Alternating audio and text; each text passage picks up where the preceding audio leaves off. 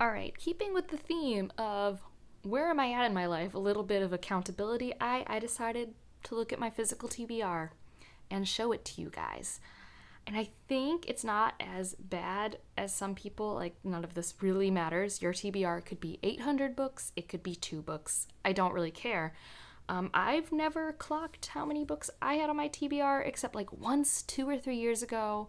And I didn't know it was called a TBR back then. I was like, oh, I have 11 books that I haven't read yet that I bought. I should read those. And I didn't, but I think right now I'm at 26. I will correct it if I'm wrong, but I think that's what I counted, which is not the most overwhelming thing in the world, but I'm surrounded by them right now. So that's a little intimidating. So hopefully this isn't too long of a video, but we're going to go through them, maybe briefly talk about why they're on my TBR, when I think I might get to them, and yeah, let's just do it. So we'll start with this stack over here. There's no order. I just took them off my shelves because I don't have a TBR shelf. I have these 2 shelves. So everything exists kind of together. But one that I'll be getting to soon because it's a 4th book in a series, House of Chains, 4th book in Malazan. I have a whole Malazan playlist if you're new here. So I have reviews for the first 2 books and I have spoiler chats for all 3. So I picked up the 4th book because I'm going to read it. I have been getting these for myself and not from the library because I have liked to read the mass market paperback editions and take notes in them. So that's been fun. I'm excited to see how this spine will get destroyed. Another one I picked up while I was shopping with my grandmother. It's I think a standalone written by an Icelandic author. So that and the fact that it is this gorgeous blue-green meant I picked it up. So this is Shadows of the Short Days. I think it's rebellion fantasy, very Icelandic influenced. I know nothing else. I picked it up because it is beautiful. And so this is definitely what I want to get to. I just haven't prioritized it yet, and I don't know why. And then we have like a whole trilogy that I think I bought the first one for myself, but then Evie bought me the other 2. A lot of these books are from Evie. So Evie is the reason why my TBR is so big. This is what happens when I let people know where I live. They just send me books. Like, how dare they? Evie is awesome, by the way, and very funny. And I will have her channel link down below. We have done a friend book tag together and a Golden Girls book tag together. She's awesome. But this is the elusive Winnowing Flame trilogy. You cannot purchase this in the United States, even on ebook. I have tried. I feel like a bunch of people don't understand that this is just not published in the United States. And this happens to other countries all the time where things aren't published there, so it's really hard to get. And that doesn't normally happen in the United States because we are very privileged to be kind of the center of the book marketplace. So these are all from the UK, from like Book Depository or Amazon UK. I think I actually got this one from Blackwell's. And they're very pretty, and I really want to read them, and I just haven't yet. It's on the list of series I want to start soon. So it will happen. But these 3, I hope I like them because I have all of them. And they're very pretty. They're very, very pretty books. So that was that stack. Now we're going to go to this stack. I'm just really scared everything's going to fall. This one's Master of Poisons. I got this used. It's like a brand new used edition when I was in Vermont with Ryan. If you want to see that vlog, I'll link it in the cards. But I saw it, and this was on my list of books I wanted to read in 2021. It's a standalone fantasy, and I've been curious about it. And again, I was attracted by the cover, and I have seen one review that made me want to read this, and I'll put it down below, but from Chloe at Thistle and Verse. She reviewed this, and I was interested. I don't remember anything now, but at the time I was like, ooh, put it on the TBR. And so here it is. Still not read. Maybe one day. Similarly, I do think this will be read in the fall because it's giving me fall creepy vibes. The Changeling by Victor Lavelle. This is on 2 of my challenges, so I'm for sure probably going to get to it because it's on 2 of my challenges for the year. It was personally recommended to me by my friend Rachel, and so it's probably going to happen. It's also not that long, and like I said, it gives me kind of like creepy vibes, so for sure probably going to be a good fall read. This is like the first book Rachel recommended to me when she's like, well, if you want to dip your toes into horror, give this a try. It was one she really loved when she read it, and it's always shelved in my fantasy section, so I think it's fantasy horror. Who knows? It's on the TBR. This one's getting read very soon. hopefully in the month of August. Natural History of Dragons. I can never remember the title of it, by Mary Brennan, who is quickly becoming a favorite author of mine, so I'm hoping I really love this and then I can go acquire the other books. I think there's 4 other books in this series. Could be wrong. It's the Memoirs of Lady Trent, and it's Victorian and dragons, and I just like the writing style of Mary Brennan a lot, based off the novella Driftwood and A Mask of Mirrors. I have had 2 friends separately send me copies of this book, because apparently when you are a scientist and there's this type of cover, people are like, well, this needs to be in their hands. But I also know it's a very good series. It's one of those covers, though, that I have purposely avoided for years. Like, I've seen this in my local bookstores forever. But now that I've read Mary Brennan, and now that I know that it's very wholesome, cozy vibes, I am so pumped. Oh, another Victor LaValle. The Ballad of Black Tom. Another creepy, spooky novella that I want to get to and just haven't yet. It's like only, how many pages even is it? It's 150 pages. So I want to get to this maybe in fall, maybe sooner. It's just been on my shelf, staring at me. So I want to try it. I think this is Lovecraftian, specifically. I haven't read any Lovecraft, but I kind of know that means maybe if Cthulhu shows up, I shouldn't be surprised. Ooh, this one's exciting. I should try and read this one sooner rather than later, now that I'm staring at it. This is The Hour of the Star by Clarice Lispector. This was gifted to me by Jocelyn from Yogi with a Book, and it's is one of her favorite novellas. I cannot remember the nationality of the author, but it's a translation. I think this is literary, translated from Portuguese, so I think she's Brazilian. I think.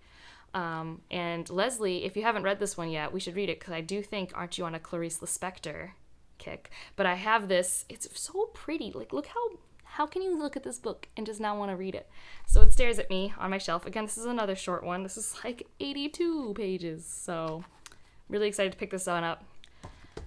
This one, it's happening. I'm going to find a way to force this on my TBR. I keep trying. I keep trying to get people to make me read this. And that's In the Dream House by Carmen Maria Machado. I really love her short story collection, and I bought this. And it looks so cool. It looks so cool on the inside. It's different things, and it's a memoir style, heavy content, I think, about a traumatic relationship. I want to read this. I have been wanting to read this ever since I read Her Body and Other Parties, and ever since Rhea reviewed this on their channel way back when, probably a year ago. I want to read this book, so it's gonna happen. I'm sorry, I just want to read so many of these books. I feel like this is so shameful. A Karen Lord book I still haven't read yet, Unraveling. This is kind of a companion or sequel to Redemption in Indigo.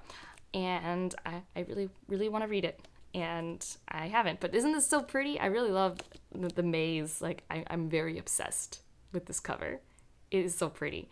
So I need to read this. And I guess this is another one, since they're kind of both on top of stacks. The Galaxy Game, which is the companion sequel to The Best of All Possible Worlds. Again, I want to read this. This is a UK hardcover. Look at the swan. It's so pretty. There's a hummingbird on the original. The first book. So both of these are by one of my favorite authors, and I haven't read them yet. So I should prioritize them or something. This one I don't know when I'll read. I didn't buy this myself. It was kindly gifted to me by the princess at the Castle Library, and that is The Book of Dust, which is the first book in the new trilogy for His Dark Materials, and I'm terrified of it.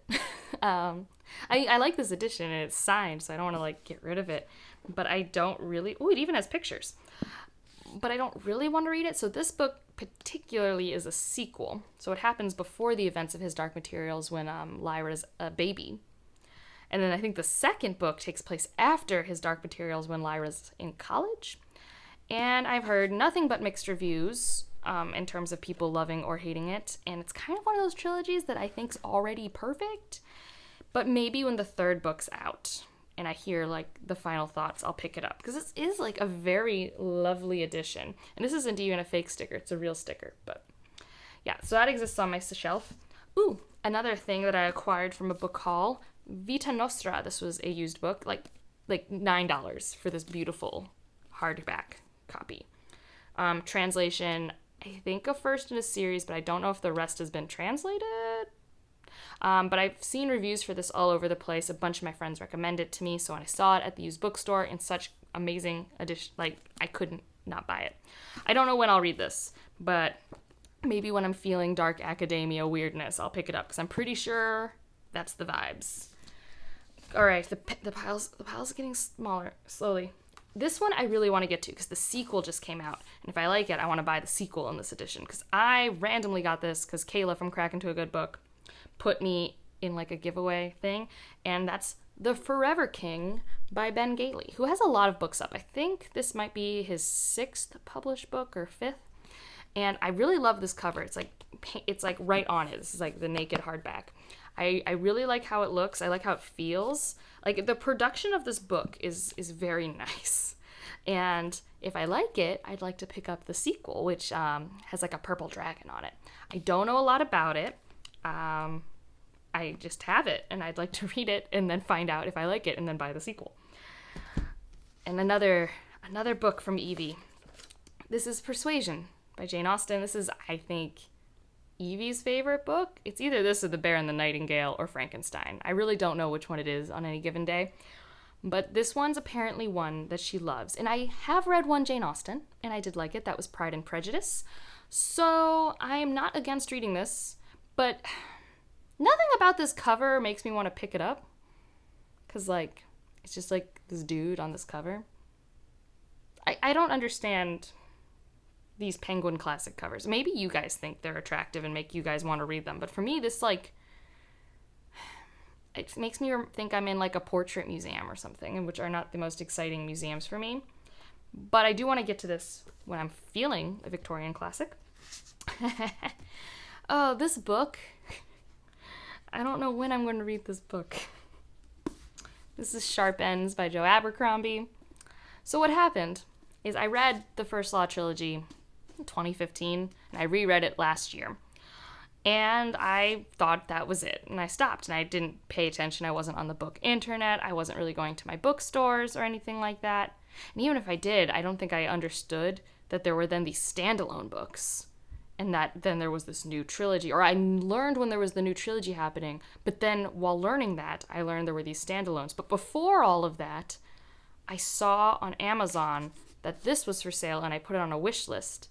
But I didn't realize that this is like the 7th book you read in the First Law universe. Like, you're supposed to read it after the short story, the standalones.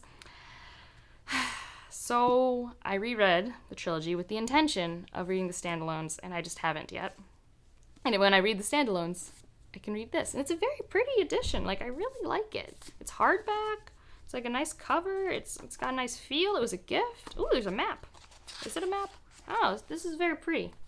But, gosh knows when I'm going to get to it. I still need to read other ones. Ooh, I'm very excited to read this one eventually. So, I didn't know this book existed, and Ryan was, he did great with Christmas this year. I don't give him a lot to go on. I'm not amazing at giving people lists of what to give me. It's also why I don't have, like, an Amazon wish list. But I opened up a Christmas present, and they got me The Future is Female. It's 25 classic science fiction, pulp fiction stories, like from the 20s and 30s, I think, primarily. And I'm really interested in it. There's only one author I recognize. It's like Ursula K. Le Guin's 9 Lives is in this collection. And the rest I know nothing about. It's not as diverse as I would like of a collection when I was looking at the authors, but also when it was published, was most of these stories were published in like the 20s through the 60s. So like it definitely could have had more people of color in it, but it's still just like, I'm excited to deep dive into that part of classic sci-fi because I've read a lot of classic sci-fi by men in those decades, but not like even the pulp side of sci-fi. Like, I'm not very well versed in that. So I'm very excited for this collection to dip my toes into. The next one is being read very soon, Symbiosis. I cannot wait to read this. I read Escaping Exodus and I loved it. This is the sequel. So it's happening. That's not going to be on the TBR for long. Another gift. Again, I don't know when I'm reading it. I might wait till the sequel that just came out comes out in paperback. But this is The Goblin and the Jinni, which my coworker really loves. And we have very similar reading taste. And they got me this for my birthday this year. And so I do plan on reading it eventually. Don't know when. Maybe I'll read it soon. Am I feeling it? Who knows? I think this is a standalone, but then got a sequel like 10 years later that just came out. It's like still in hardback in the stores. But maybe if I can get that in like this edition paperback, which hopefully that'll happen, they would look really pretty together. It's like one of those that has like the flap and it's got the deco edges. It's a very nice feeling book. So I'm excited to read that, but I don't have like any plans at the moment. We're getting there. We got Bajo la misma estrella. So this is Fault in Our Stars by John Green, but in Spanish. Because I keep trying to put Spanish books around me, so I will read them. And this, I remember it being a very direct writing style in English. So I'm like, grammar-wise, I bet this will be not easy to read in Spanish, but like accessible. Or at least a way to repetitively introduce myself to certain grammar structures. And I didn't hate the story when I read it in English, like back in college. So I have that. Oh, another gift that I haven't read. Can you see? I'm not very good at reading gifts that people get me. The other Einstein. So my grandmother got this for me 2 years ago. This is a historical fiction inspired by the life of Einstein's first wife, who was a physicist in her own right, and kind of because it was the 30s, never got to have the acclaim. She was a partner to Einstein and very helpful in helping him make his ideas become real theories. So I'm interested in it because I love physics and the history of physics, but I haven't been feeling it. I don't know. We'll see. I actually almost always like historical fiction when I pick it up, but do I prioritize it? No. All right. We got like 3 books left, I think. This one, maybe I'll pick it up soon because I bought it recently, and I've been reading a lot of fantasy lately, and this is one of the sci-fi on my TBR shelf, and this is We Have Always Been Here. Ooh, I can't pronounce the last name, but this is a new debut sci-fi kind of, I think, alien, like we're in space and the crew on a spaceship. It's like Stress. It reminds me of Aliens or Alien based off the synopsis. And this is another book I purchased because it's so pretty. And also, like, I was intrigued, and I do think this is a Vietnamese author, which I don't think I've read any sci-fi by a Vietnamese author. I've read literary fiction, historical fiction, and fantasy, but not science fiction. This next one is going to be the short story collection I read next, and that's The Paper Menagerie by Ken Liu. I'm very excited to read this. I'm a little annoyed at the condition this was sent to me in because it was purchased new hardback, so I spent money on it, and it did not come in new, pristine condition, but it's whatever. The words are still going to be awesome. I read 2 short stories by Ken Liu, and I cannot wait to read more. I think the author has the potential to be as good for me with short stories as like Ted Chiang is, which is high praise. And then the last one is Docile, which is dystopian sex worker sci-fi. Yeah, I am kind of hoping it's a page turner. I don't really know what to expect, but I own it, and I would like to read it. So that's the physical TBR. It's not horrible, and like I'm not stressed by it, but it's a lot when they're piled around me. So yeah, let me know if any of these books you're like, Angela, why aren't you reading it like right this second? Let me know if physical TBR stress you out or not, or if you're like me and one day just want a whole library of options. So like, it's going to be fantastic. The only thing that minorly stresses me out is that I'm running out of space on my shelves, and there aren't that many books I want to unhaul. So I'm running into a problem. And if you just want to leave an emoji, let's do basic stack of books, because I'm literally like, there's 3 piles of books around me right now. Actually 4. I lied. There's 4. And like if you liked it, subscribe if you want to, and I'll see you in the next one. Bye.